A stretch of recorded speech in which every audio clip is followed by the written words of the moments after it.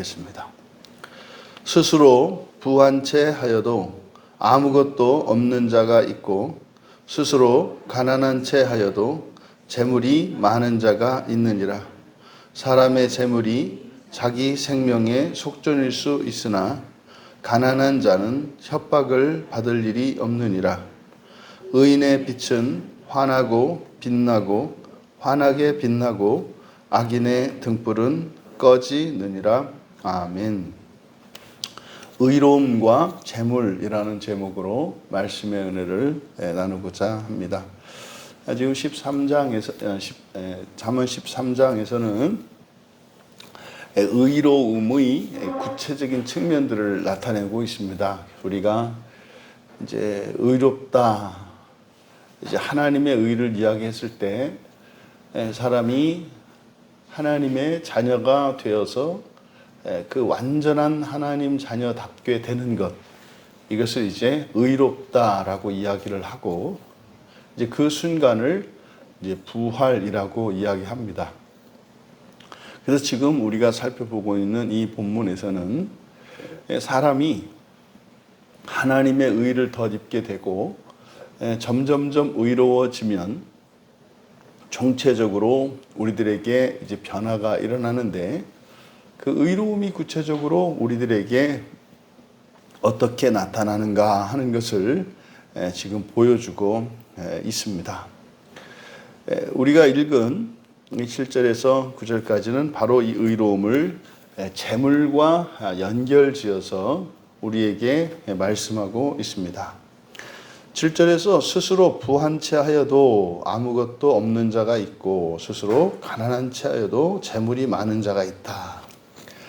이제 상반절과 하반절에서 스스로 부한 채 하다라고 이제 우리말로는 부한 채 하다 이렇게 되어 있습니다만은 부한 겁니다. 그러니까 부한 것으로부터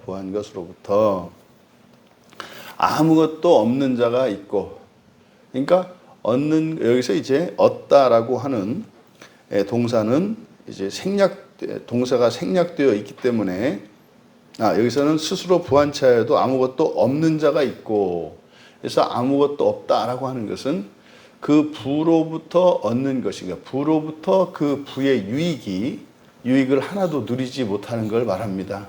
그러니까 이제 우리들이 일상에서 그런 거 있지 않습니까? 돈이 많아요. 재산이 아주 많아요. 그래서 이제 누군가 이야기를 하는 거죠. 이게 재산이 이렇게 많으셔서 행복하시겠습니다. 근데 그 사람은 그 많은 재산으로부터 그 재산의 기쁨이나 유익을 누릴 시간이 없어요. 너무 바쁘기 때문에.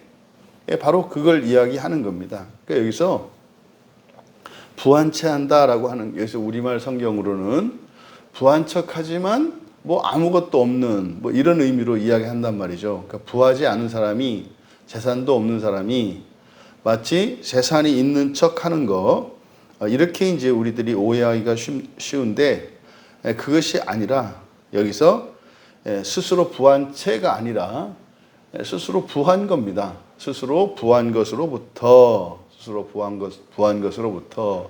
아무것도 이렇게 돼 있거든요. 동사가 생략되어 있으니까 있다라고 하는 동사가 생략된 것으로 보고, 그래서 아무것도 없다. 이게 뭡니까? 만족함이 없다는 거예요. 만족함이 없다는 겁니다. 그럼 이제 하반절은 가난한 채 하여도 재물이 많은 자가 있느니라. 그래서 스스로 가난한 채가 아니라, 이게 이제 스스로라고 하는 것은 히브리어에서 재기용법이 있단 말이에요. 스스로 뭐뭐하다. 그래서 히트파헬이라고 하는 재기용법이기 때문에 이렇게 쓴 겁니다만 실제로 가난한 겁니다. 그런데 재물이 많다. 여기서 말하는 재물이라고 하는 것은 만족을 말합니다. 만족. 그러니까 가난하고도 만족하는 사람이 있다 이 말이에요. 그러니까 7절은 부자이면서 가난한 사람이 있고 가난하면서 부자인 사람이 있다. 그러니까 사실은 우리가 그래서 마음이 부자라야 진짜 부자지. 그래서 7절은 만족에 관한 것입니다. 만족에 관한 것입니다. 그러니까 실제로 재산의 많고 적음에 그 사람의 마음과 그 사람의 이런 만족함이 비례하지는 않죠. 그러니까 더 많이 가진 사람인데도 불구하고 더 인색하고 더 가난하다고 느끼는 사람이 있는가 하면 반대로 많이 가지지 않고 심지어 가난함에도 불구하고 인심도 후하고 넉넉하며 다른 이들을 돌보고 살피며 만족하며 살아가는 이가 있단 말이에요. 이제 우리나라 같은 경우는 급격한 경제 성장을 이룬 나라니까 오늘날과 지금으로부터 한 4, 50년 전을 비교하면은 세계에서 가장 가난한 나라 중에 하나였던 한국이 지금 세계에서 10손가락 안에 꼽히는 그렇게 부유한 나라가 됐지 않습니까? 그런데 어떤 행복 지수랄지 그리고 어떤 경제적인 것으로 인하여 기쁨과 만족을 누리는 것이 그러면 오늘날 과거에 비해서 그렇게 엄청날 정도로 많아졌느냐? 저도 이렇게 봐도 주변 사람들을 봐도 알겠거든요. 오히려 정반대거든요. 예전에는 아주 작은 것만 있어도 조금만 있어도 충분히 그것으로 만족했고 그것으로 가족들과 친구들과 이웃들과 함께 그 기쁨을 나누곤 했거든요. 지금은 그때에 비하면은 정말로 어마어마할 정도로 200배, 300배 성장했지 않습니까? 그런데 여전히 가난에 쪼달리고 있는. 그러니까 7절의 이 말씀이 맞죠. 이건 절대적으로 맞습니다. 그래서 세계에서 행복지수가 높은 나라 그랬을 때 절대로 이렇게 부유한 나라 순서가 아니지 않습니까? 심지어는 가난하다고 하는 그런 나라가 훨씬 사람들이 더 이렇게 만족감을 느끼고 행복을 느낀다고 하잖아요. 그게 뭐 때문입니까? 우리가 가지고 있는 생각 속에 가지고 있는 기준이, 이 조건과 기준이 더 우리들이 경제 성장하는 것보다 그리고 재산이 늘어나는 것보다 우리의 기준과 그 기대치라고 하는 것이 훨씬 더 크게 급속하게 자라는 거죠. 그러니까 만족이라는 것은 결국 그 비율에 있는데 퍼센테이지가 낮아지는 거예요. 바로 7절에서 이 말씀을 하는 겁니다. 그리고 나서 8절에 사람의 재물이 자기 생명의 속전일 수 있으나 이제 7절에서는 바로 부하고 가난하고를 이야기를 했다면 8절은 재물에 대해서 이야기합니다. 구체적인 이거는 돈 이런 거죠. 그러니까 사람의 재물이 자기 생명의 속전일 수 있으나 가난한 자는 협박을 받은 일이 없느니라. 그러니까 재물이 많은 사람과 재물이 없는 사람을 지금 대조하고 있는데 사람의 재물은 자기 생명의 속전일 수 있으나 지금 이제 우리말 성경에서 주어를 사람의 재물로 보았습니다마는 이렇게 하는 것보다는 자기 생명의 속전은 속전이라는 게 뭡니까? 치르는 값이잖아요. 그것을 그러니까 사기 위해서 치르는 값이 속전이란 말이에요. 그러니까 물건값이죠. 그러니까 사람이 자기 생명을 값주고 살려면 자기 생명의 속전이 사람의 재물이나 그러면 이게 이런 거죠.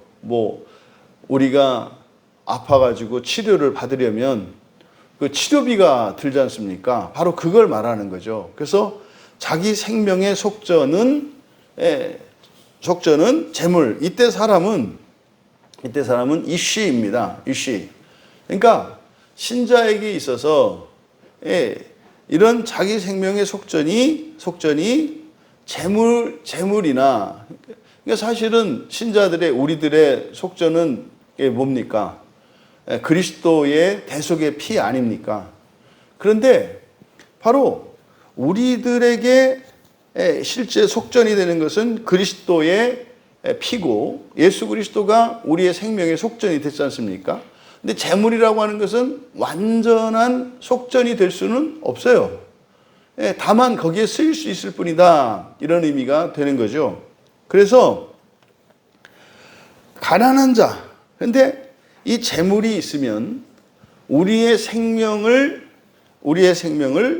값주고 살 수 있어. 그러니까 이것은 우리가 이제 그리스도의 대속의 효과를 말하는 것이 아니라 뭐 우리가 먹고 살고 또 우리에게 필요한 것들을 사고 추운 겨울 그 추위를 이기기 위해서 땔감을 사고 두터운 옷을 입고 하는 이런 것들을 말합니다. 그러니까 그리스도인이라 하더라도 자기의 생명을 위해서, 자기의 생명을 지키고 보존하기 위해서 재물이 필요합니다.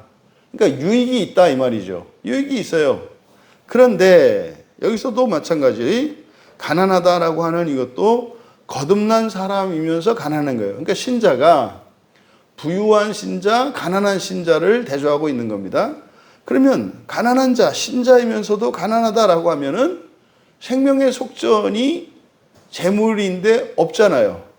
그러니까요, 뭐 좀 덜 좋은 옷을 입고 또 뭐 덜 좀 뭐 부족한 음식을 먹고 뭐 조금 더 이렇게 의료에 있어서 좀 부족할지라도 가난하니까 그렇게 되지 않습니까?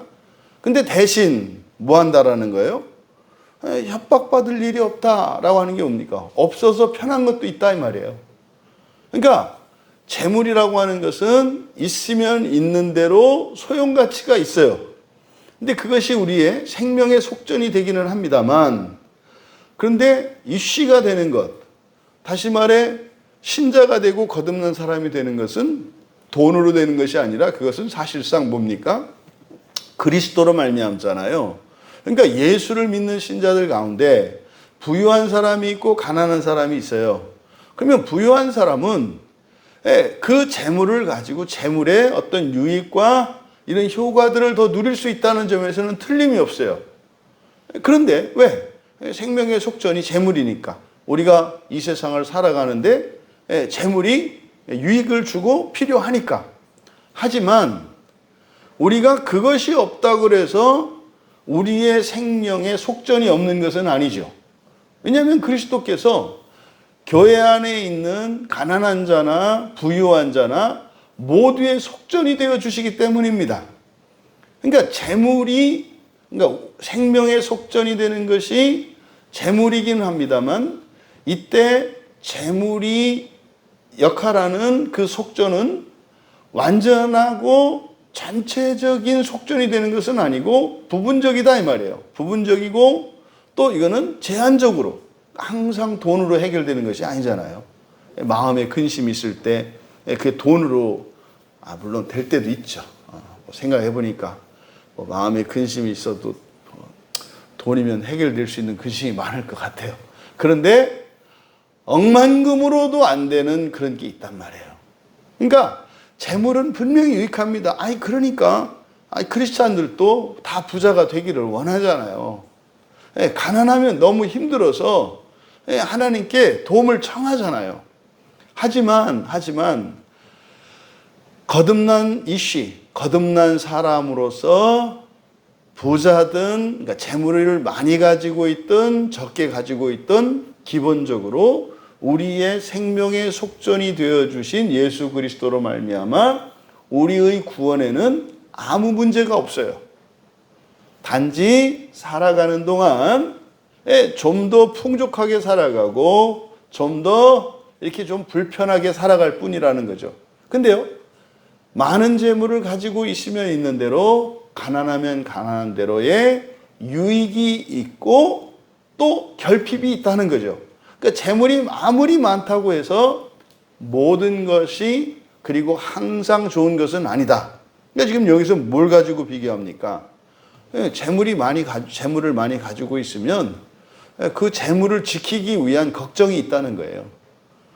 대신 그 재물로 인해서 여러 가지 편리함과 유익은 누리겠으나 그 재물로 인해서 걱정 근심이 많다 이 말이에요.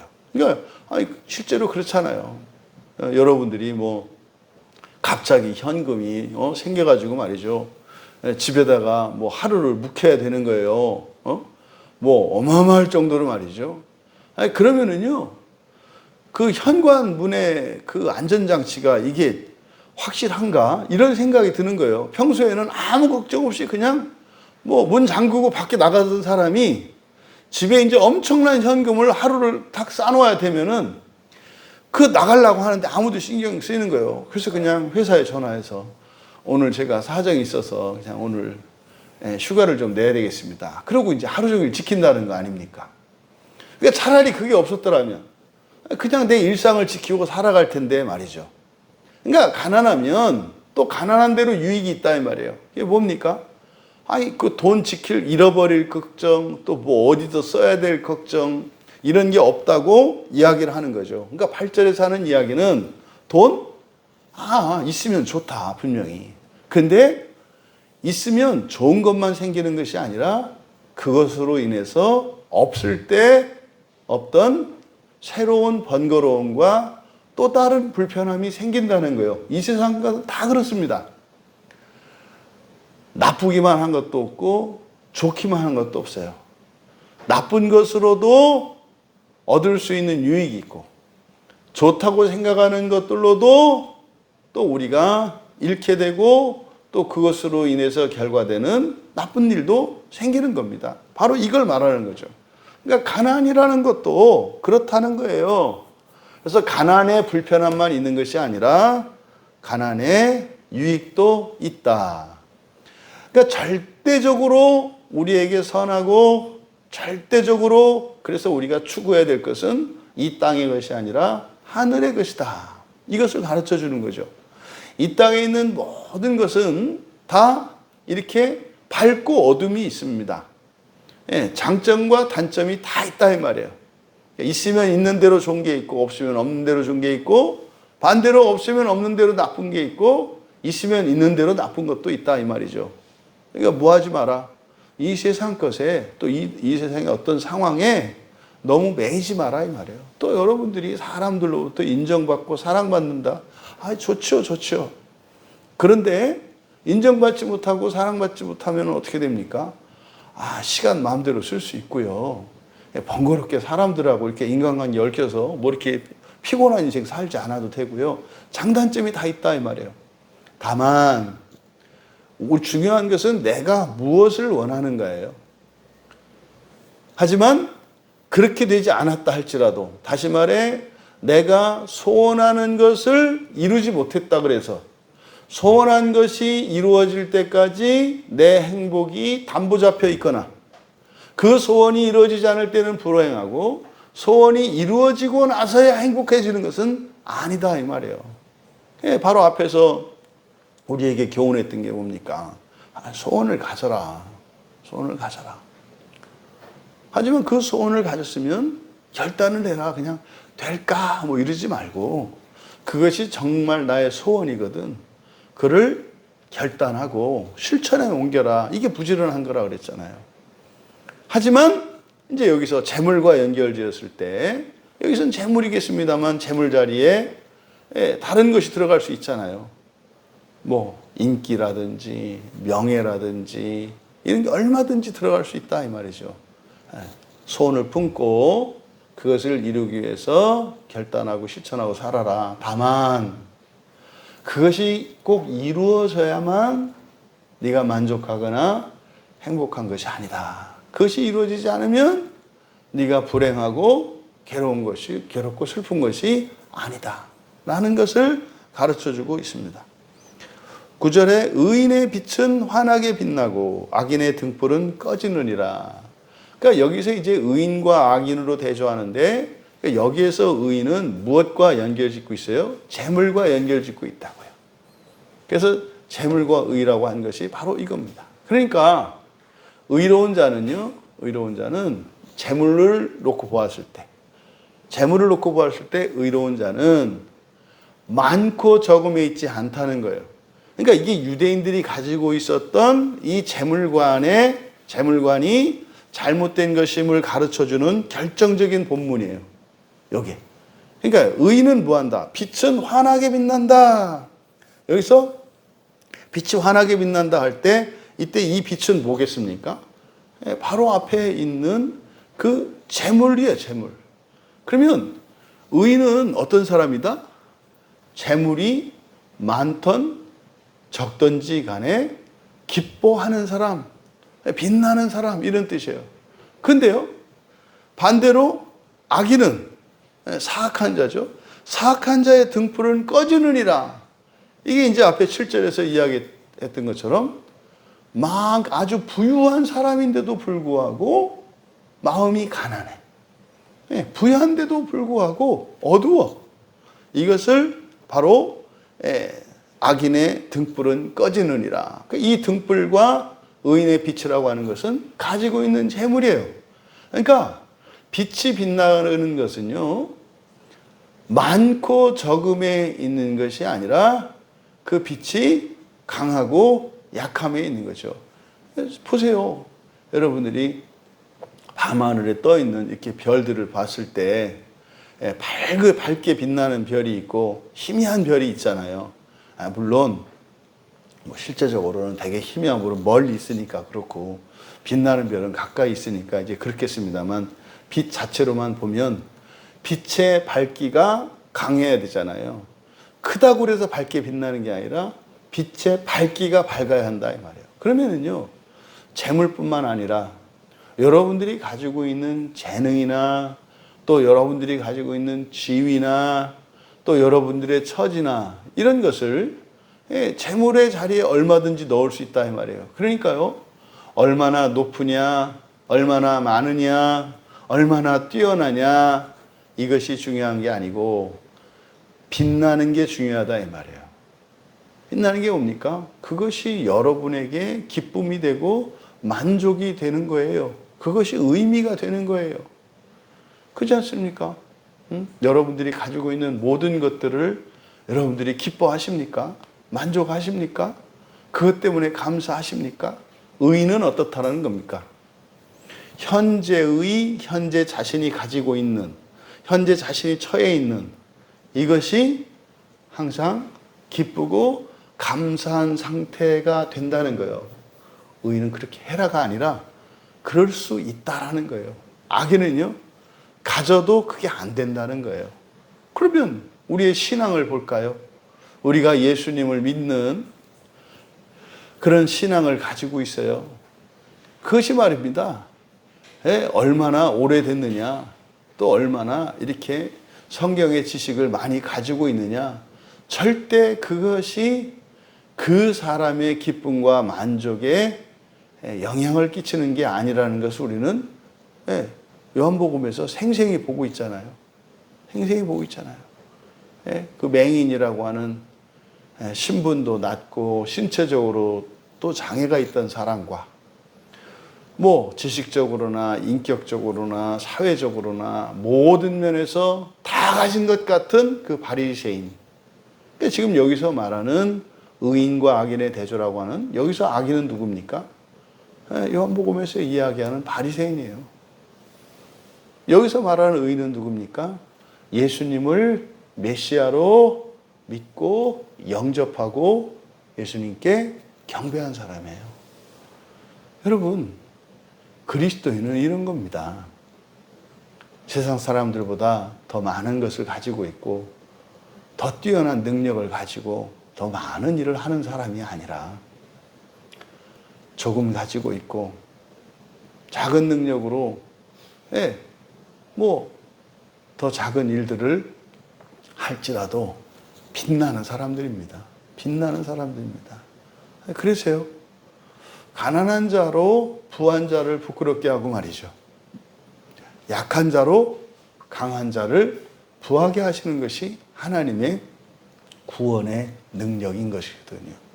그러니까 여러분, 결단코 의인은, 이 의로운 자는 우리들의 용어로는 예수를 믿는 그리스도인, 좀 더 실제적으로는 거듭난 신자들을 가리키는 말인데, 우리가 빛날 수 있는 그 의의 근거는 재물이나 어떤 신분이나 능력이 있는 것이 아니라 우리 안에 계신 성령이심을 기억하시기 바랍니다. 내가 지금 어떠한 처지에 있다 하더라도 성령이 내 안에 계시기 때문에 그것이 충분한 기쁨이 되고 만족이 되고 감사가 될 수 있는 거예요. 왜요? 그리스도로 말미암아서 우리가 속전이 다 치러졌고 우리는 부활을 위하여 살아갈 수 있게 된 사람이고 그렇게 사는 것이 가장 값지고 의미 있는 것이기 때문에 그렇습니다. 예수를 믿는 순간 종의 신분이었던 이들이 자신의 주인보다도 더 존귀하고 더 만족스럽고 기쁜 사람이 되는 겁니다. 또 세상의 모든 것을 가졌던 사람이 예수 그리스도를 믿는 그 순간 자신들이 누렸던 그 영광의 도구와 수단 이런 모든 것들이 정말 값 없는 것으로 여겨지는 겁니다. 그래서 바울이 모든 것을 배설물로 여긴다고 했던 거죠. 그래서 교회 안에서 그리스도 안에서는 모두가 존귀한 자들로 똑같이 되는 겁니다. 현재의 그 사람의 무엇에 의해서 우리의 정체성과 우리의 가치가 결정되는 것이 아니라 나를 구원하신 예수 그리스도로 말미암아 또 우리 안에서 도우심이 함께 하시는 성령으로 말미암아서 사실 거듭난 모든 이들은 하늘에서 빛나는 별과 같고 달과 같고 해와 같은 자들임을 그래서 나를 택하시고 불러주시고 또 내가 믿음으로 영접한 성령으로 인하여 언제 어디에서나 씩씩하고 당당하게 그리고 세상의 빛으로 살아가시는 우리 모두 되시기를 주님의 이름으로 축원합니다. 존귀하신 하나님, 저희들이 예수 그리스도를 믿음으로 의롭게 된 그것을 오늘 말씀에서는 재물과 관련하여 어떤 의미와 가치가 있는 것인지를 깨닫게 되었습니다. 여전히 모든 것을 얻었음에도 불구하고 작은 결핍들에 배고파하고 불평하고 불안해하며 살았던 이전의 삶이 아니라 이제 모든 것을 얻은 거듭난 신자들의 영광스러운 삶을 살아갈 수 있도록 은혜를 내려 주시옵소서. 그래서 이 세상의 그 어떠한 조건에도 또한 어떤 수단과 도구에도 유혹받거나 휘둘리지 않게 하여 주셔서 주님 가신 그 길을 따라 오직 믿음으로 승리하는 우리 모두가 되게 하옵소서. 감사하며 예수님의 이름으로 기도하옵나이다.